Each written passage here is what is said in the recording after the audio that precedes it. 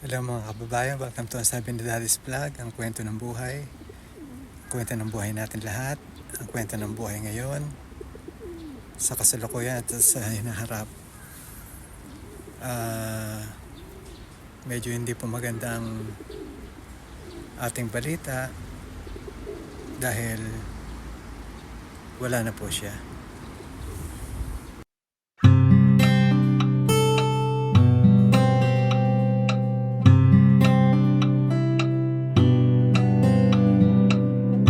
Sa buhay ng tao may mga katanungan na mahirap sagutin. May mga katanungan na nakabitin lamang at hinahanapan mo ng solusyon. Pero solusyon nga ba ang makakapagbigay ng tamang pamamaraan para matahimik ang isang tao? Medyo mahirap na tanong pero maraming kasagutan. May mga taong lumalaban para mabuhay. May mga taong gustong takasan ng buhay para sa tingin nila matatakasan na nila mga obligasyon o matatakasan na nila mga problema. Totoo nga bang mahina ang isang taong ganitong may pag-iisip? Ang hirap ng buhay. Pero binigay sa atin to ng Diyos dapat natin pangalagaan at huwag nating isa walang bahala. Dahil minsan lang tayo mabubuhay. Hindi natin alam kung kailan niya tayo kukunin. At siya lang may karapatan na kumuha ng ating buhay dahil siya ang nagbigay nito sa atin.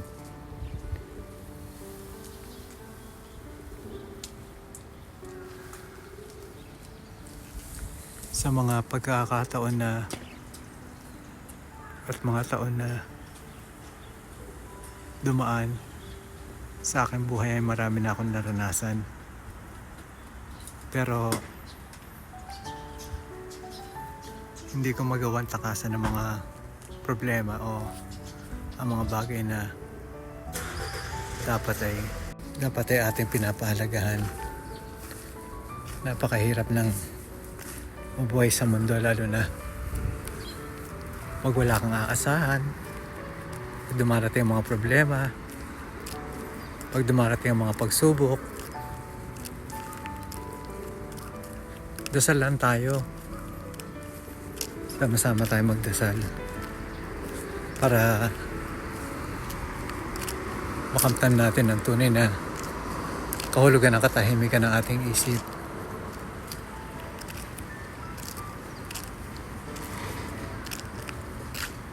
Ang aking pumbayaw ay pumanaw na. Siya po ay nasa 40 anyos mahigit na at may mga anak.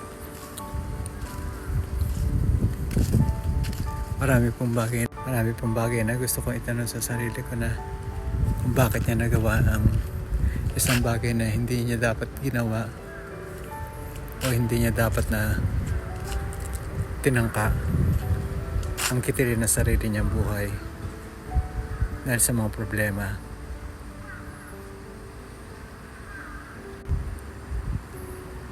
Meron na akong mga bagay na napapagtagpi-tagpi kung bakit siya nagkaganon. Pero sinasabi ko sa sarili ko na ito nga ba ang tamang solusyon? Ito nga ba ang tamang pamamaraan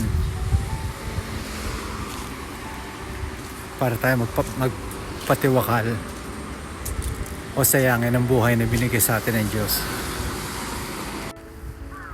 Napakaganda ng mundo. Kahit na may mga pinagdadaanan ka problema, pero minsan ang ganda nito hindi natin nakikita. Pag umabot na tayo sa punto na pakiramdam natin nag-iisa na tayo.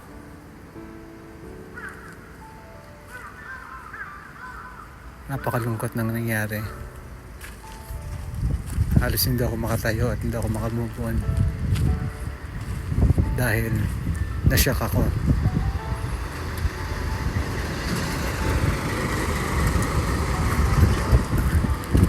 Actually close kami ng bayaw ko, isa sa mga bayaw ko.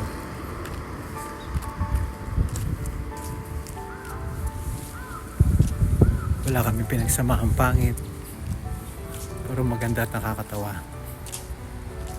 Nandito pa siya. Iniisip ko nga kung saan papunta yung mga buhay na tinatahak natin o yung buhay na tatahakin niya. Matapos siya magpatiwakal. Actually, nung nag-uusap kami ng heart to heart talk, marami siyang hinaing at marami siyang daing sa buhay. Marami siyang bagay na itinatanong sa akin kung bakit ganito, ganyan. Minsan kasi mahirap mag-comment lalo na pag hindi ka saklaw sa mga bagay na pinag-uusapan nyo o nag-iisip ka kung tutugma ba ang mga bagay na sasabihin mo o ipapaya mo sa kanya pagdating sa mga sitwasyon na down na down siya. Napakahirap po na sitwasyon.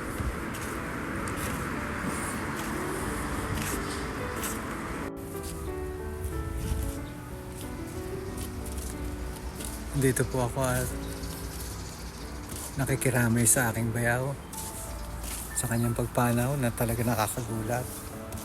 Ang hirap isipin na talagang sa isang saglit lang mawawala ang buhay ng isang tao o tatakasan mo ng isang buhay na napakahalaga kahit na hindi mahalaga sa'yo. Marami tayong pinagdadaanan sa buhay pero mahirap yung kikitilin mo na lang basta ang buhay mo ng basta-basta na lang. Marami pa kaming naging banding ng bayaw ko. Marami kaming naging pagsasamang masaya nung nandito pa siya sa Japan.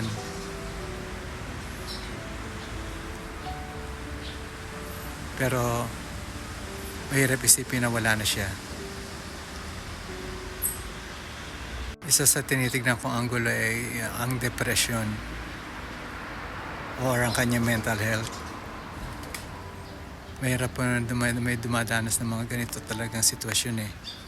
Mahirap po talaga na ang ating mental health ay hindi maganda. Meron po siyang depression at anxiety at alam ko po meron siyang mental health. Tinangka niya pong kitilin ang kanyang buhay sa unang pagkakataon pero nailigtas po siya. Pero sa pangalawang pagkakataon po hindi na siya nakaligtas dahil talagang pinlano niya siguro na talagang takasan ang buhay. Masasabi ko lang ba, huwag kang magagalit. Isa kang duwag. Ako kahit hirap na sa katawan ko, kahit na hirap na ako sa Parkinson's ko, lumalab, masarap mabuhay. Kasi meron mga nag-iintay sa'yo, meron tayong mga anak, meron tayong mga gagawin pa sa mundo. At dapat natin pagpasalamat sa Diyos dahil yung isang araw na nagising tayo at dinilat natin ang mga mata ay isang pag-asa na meron pa tayong pag-asang makakamtan dahil ito ay itinakda ng Diyos. Nakakalungkot mang gawin o nakakalungkot mang sabihin na tinakasan mo ito. Sana ay maayos ka sa kinalalagyan mo at sana ay maging mapayapa ang kaluluwa mo sa paglalakbay sa iyong tatahaking buhay. Pangalawang buhay, meron man nito o wala. So medyo emotional po si Daddy at nalulungkot at nashock talaga na talagang wala na yung bayaw ko, na napaka-jolly niya pero hindi ko alam na meron pala siyang maraming kinikim-kim sa buhay na siya lang ang nakakaalam. Pero na-share naman niya sa akin yung mga ibang detalye kung bakit siya nagkaganon. Ang buhay nga naman daling kitilin, pero may mga buhay na lumalaban para mabuhay, o may mga cancer, may mga pilay, lumalaban sila para dutungan pa ang kanilang buhay. So sana po mapayapa niyang tahakin ang kanyang tatahakin. Sa mga sandaling ito, medyo emotional pa yung asawa ko.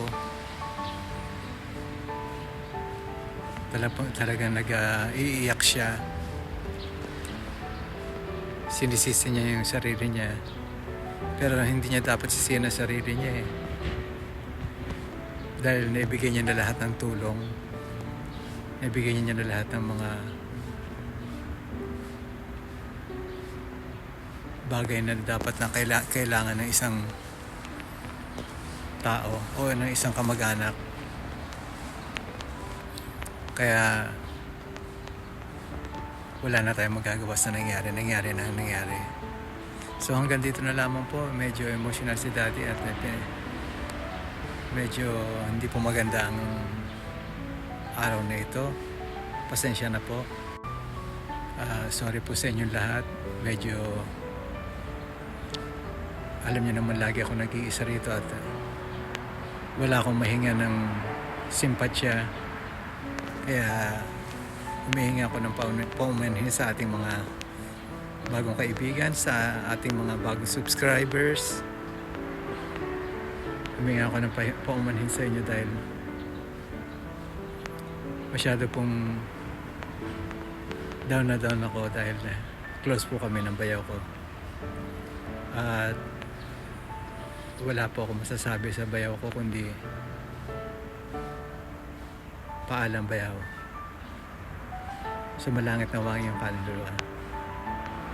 So hanggang sa muli po, ingatan nyo inyong sarili at lakasan nyo inyong loob kung meron kayo pinagdadaanan. Sana po ay nasa mabuting kalagayan.